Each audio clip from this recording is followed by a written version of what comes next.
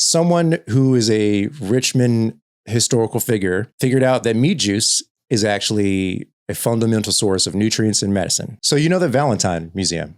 I do. You can actually go to the Valentine Museum and see on the shelf, they have bottles of meat juice. So man S. Valentine, Valentine's wife Anne Maria fell ill, apparently suffering from a severe and protracted derangement of the organs. In the process of trying to heal his wife, who was becoming sick, he was kind of running out of options. Doctors gave up hope of curing her, and Valentine himself had been in the basement for weeks.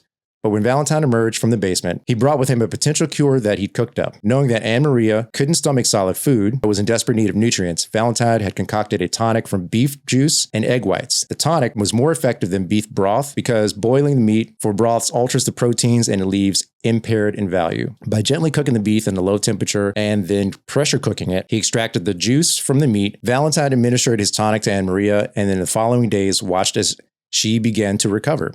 Thrilled with his success, Valentine returned to his basement.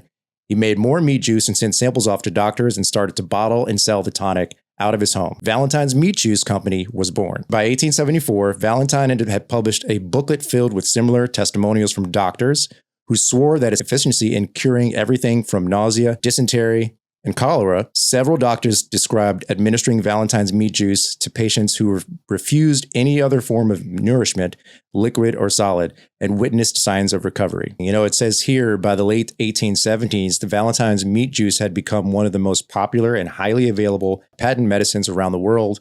It was top-selling product in American pharmacies and a fixture in many household medicine cabinets. You think about meat juice and egg whites, it doesn't sound like that could do much for anybody.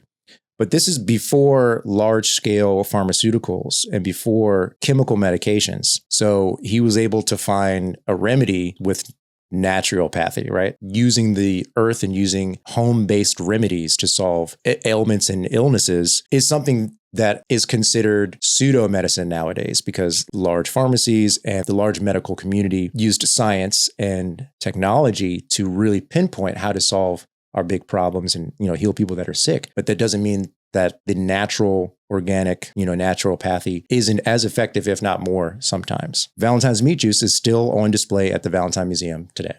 Wow.